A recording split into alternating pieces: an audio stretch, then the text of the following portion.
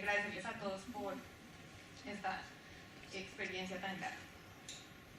Bueno, el título en español de mi trabajo es Censado de espectro para acceso dinámico de espectro en comunicaciones vehiculares.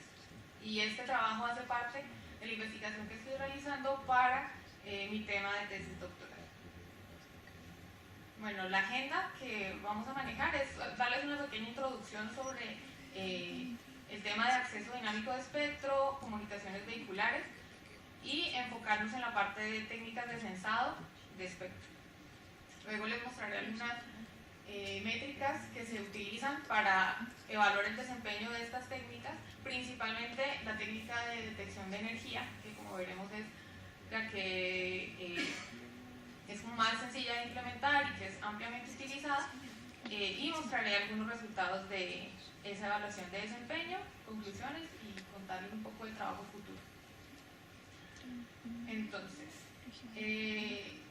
las redes vehiculares nacen de alguna forma como una alternativa a esa curiosidad que existe por ver qué va a pasar con los distintos sistemas de transporte que existen en una ciudad, que pueden, al interactuar entre ellos, obtener información del tráfico, de otros servicios o de otros vehículos, mejorar la experiencia en el camino.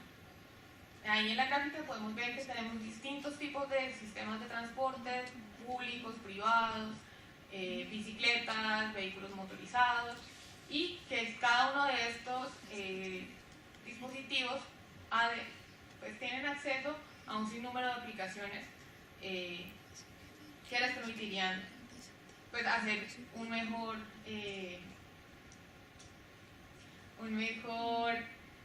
desempeño en el camino.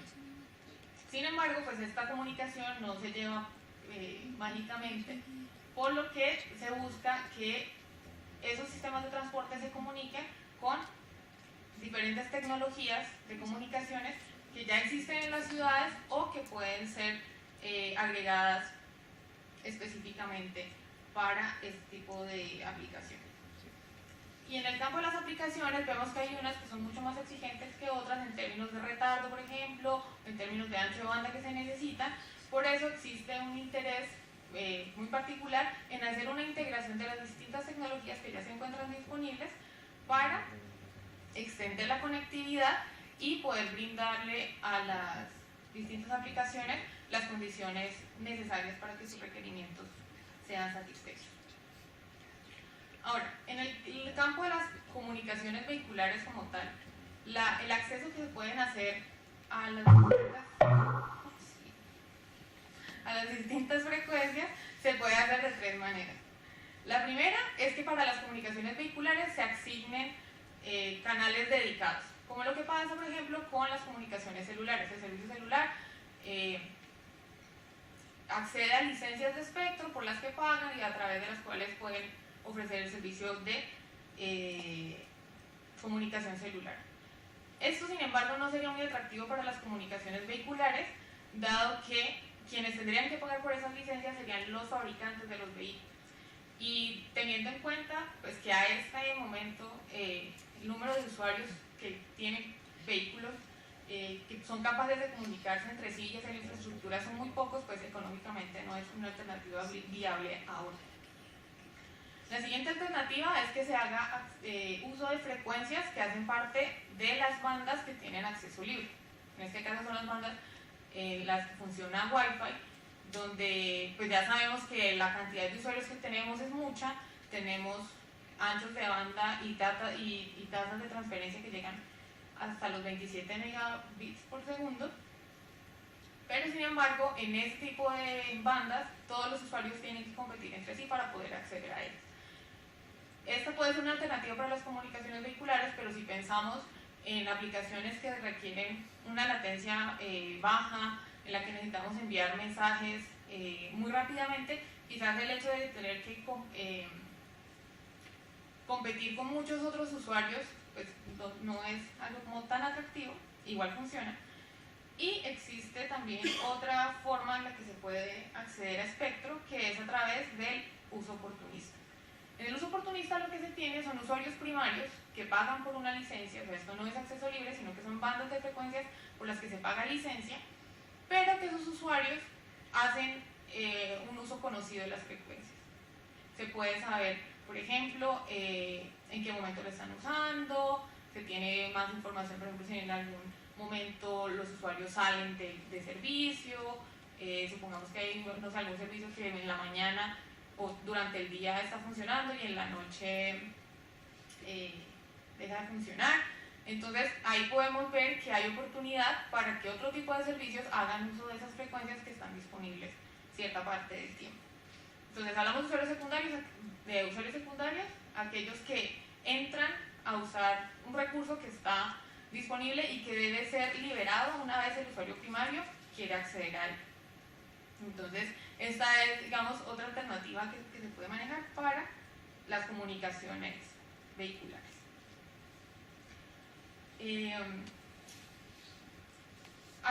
Bueno, dentro de esas bandas de frecuencias de acceso libre ya se ha hecho de alguna forma una, no asignación, pero sí se ha definido que dentro de esas bandas las comunicaciones vehiculares tienen cabida.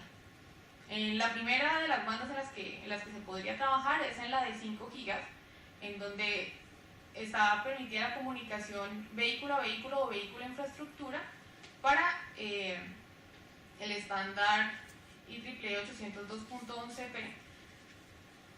Entonces, ya por ese lado tenemos de alguna forma un lugar donde se puede llevar a cabo esa comunicación.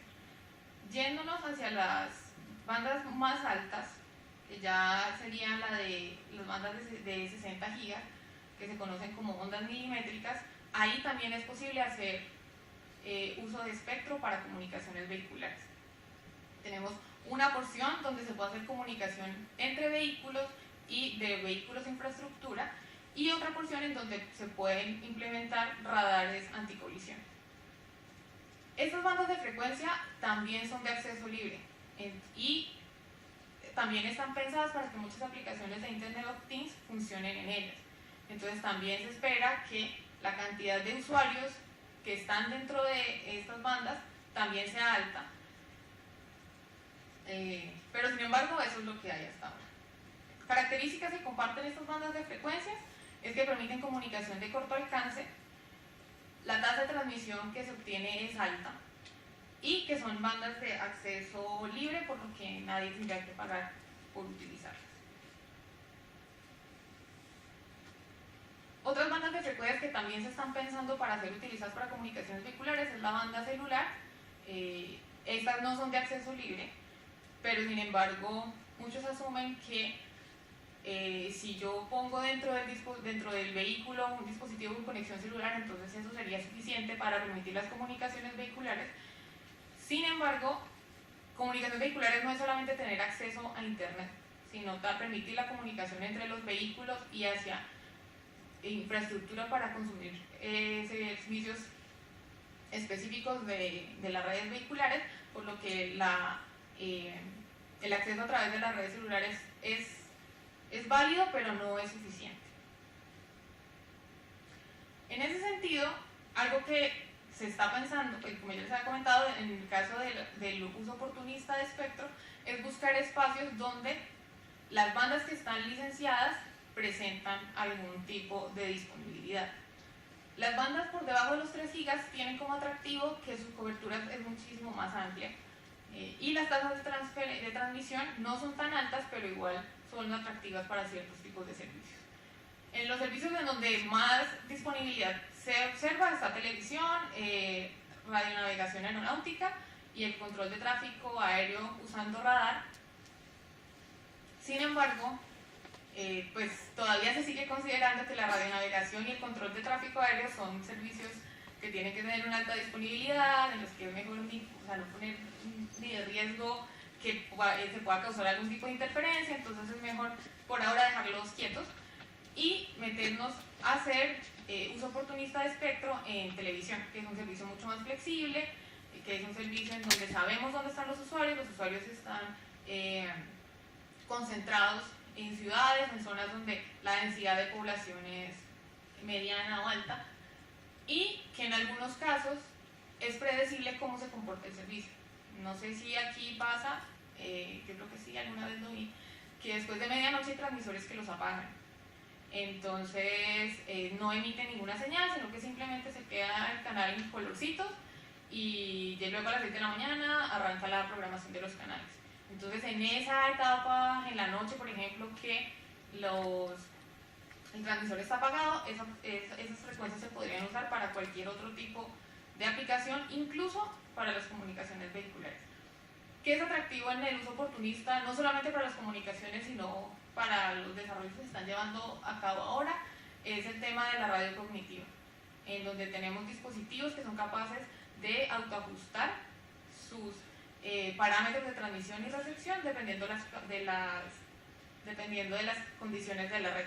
Entonces, por eso también se vuelve atractivo el tema de buscar oportunistamente espectro para distintos tipos de aplicaciones. Características: un amplio rango, la cobertura de la comunicación es amplia, la tasa de datos es menor comparada con las bandas más altas y los usuarios están concentrados en áreas específicas. Bueno, el uso oportunista como tal se divide en dos etapas. La primera es encontrar el espectro que está disponible, que se hace a través de técnicas de detección de espectro. Y la segunda es, una vez identificado el canal disponible, ¿qué mecanismo uso para asignarlo si tengo múltiples usuarios? Ambos son varios mundos por explorar. Entonces, por ahora nos vamos a quedar solamente con la parte de las técnicas de detección de espectro.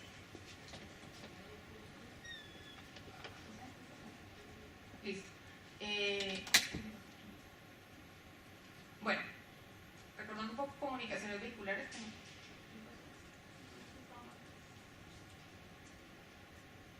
Me lo voy a saltar un poco. En la parte de las técnicas de detección de espectro, vemos que se pueden dividir en varios tipos, pero a mí una que me gusta es esta. La primera es que está basada en información de cómo está asignado el espectro. Y es decir, que yo tengo una base de datos donde tengo todas las licencias, tengo toda la información, dónde están los transmisores, cuál es la potencia con la que transmiten, dónde están los usuarios, etcétera, las consulto y de ahí puedo saber si el espectro está disponible o no, pero esta información normalmente no se actualiza con la rapidez que uno esperaría, así que existen como otras técnicas que también se pueden usar y que igual son complementarias. Otra es que yo del canal puedo conocer qué tipo de señales podrían llegar a estar presentes en el canal y hacer una detección de espectro suponiendo o pensando, por ejemplo, que la señal que podría estar en ese momento quizás es una señal de televisión con esta potencia y con este ancho de banda, o puedo decir, bueno, quizás la señal que estoy buscando tiene este esquema de modulación, usa esta codificación de canal, etcétera. Y ya tengo de alguna forma algún tipo de información previa para identificar más fácilmente las señales que podrían estar en el canal. Y la otra es simplemente chequeando el estado del canal, usando una métrica específica del canal y decir si el canal está ocupado o no. La complejidad de las técnicas depende de qué tanto procesamiento tengo que hacerle a la señal que estoy recibiendo y pues de la cantidad de información que requiero para ejecutar la técnica. Entonces, en el trabajo realizamos tres técnicas. Una es la detección de energía, que es una de las más ampliamente utilizadas porque es muy sencilla.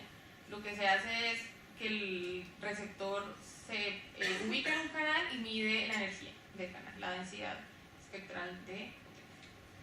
Y define un umbral. Entonces dice, si en este canal la energía está por encima del umbral que defino, entonces el canal está ocupado. De lo contrario, está disponible. Uno de los problemas que tiene esta técnica es precisamente esa definición del umbral. Porque si hablamos de un umbral estático, por ejemplo, y pensamos que el canal no solamente está siendo usado por un servicio primario que conozco, sino que nos vamos al tema de la radio cognitiva, por ejemplo, donde un transmisor está bajando, subiendo su potencia para poder acceder al canal. Entonces, si el umbral es muy alto,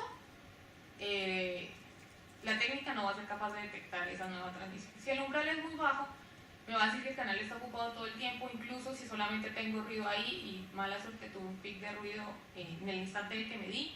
Entonces es una técnica muy delicada en ese sentido, pero es muy fácil de implementar y sobre esta técnica se podría seguir trabajando para hacerla un poco más robusta.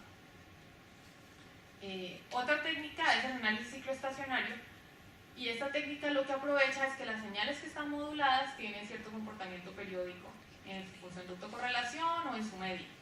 A diferencia de lo que pasa con el ruido, que el ruido al ser un proceso aleatorio no presenta periodicidad en ninguna parte.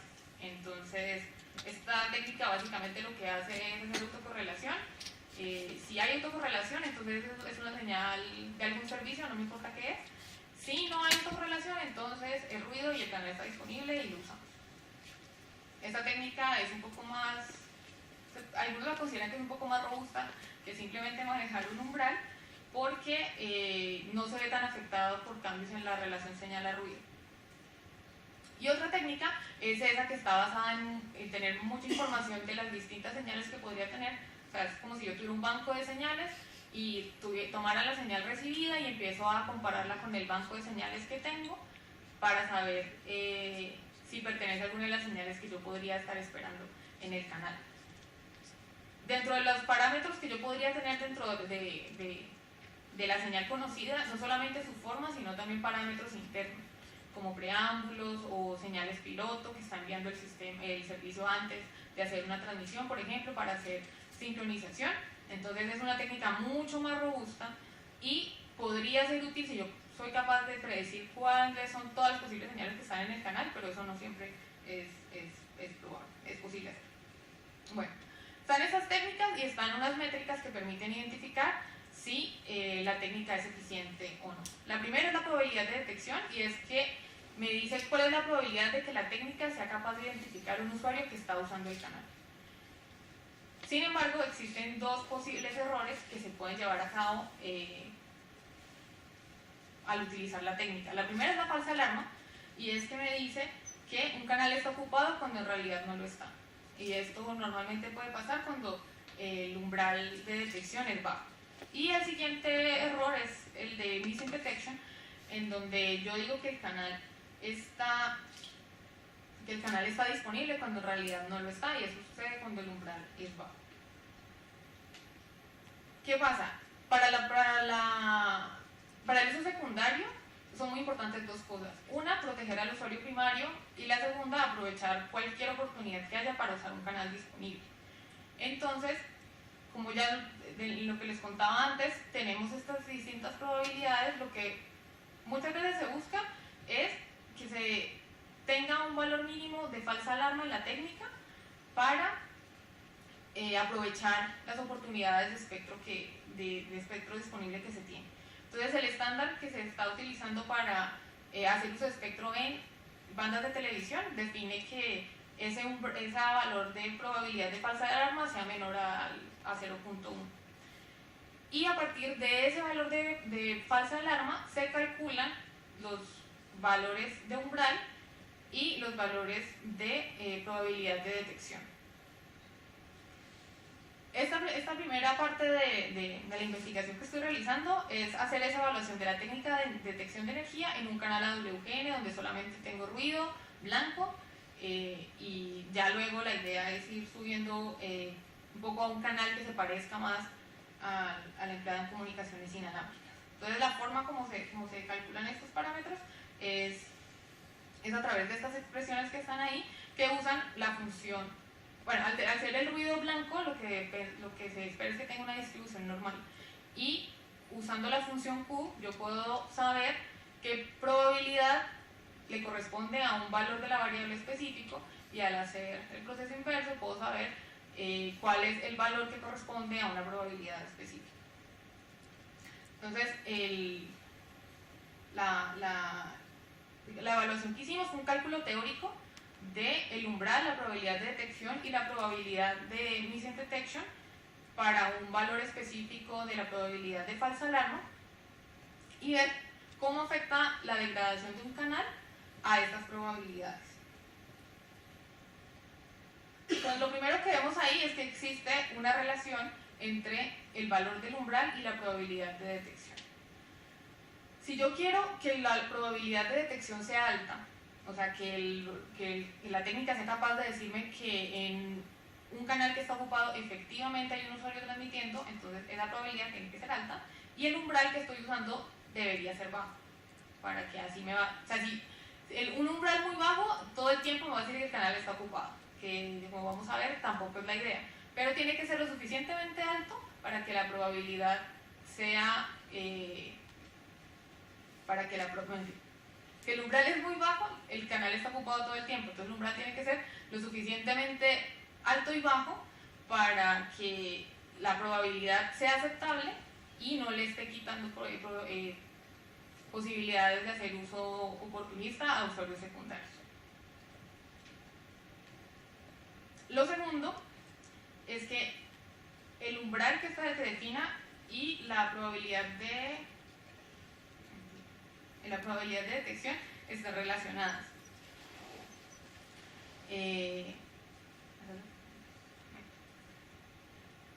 La explicación que les di antes era para esta gráfica, en la que estamos viendo que efectivamente al tener un umbral más alto esa probabilidad empieza a decaer, pero tenemos que tener en consideración que si las condiciones del canal comienzan a empeorarse, si la relación señal-ruido se hace más baja, para mantener una probabilidad de detección definida, el umbral tiene que empezar a bajar.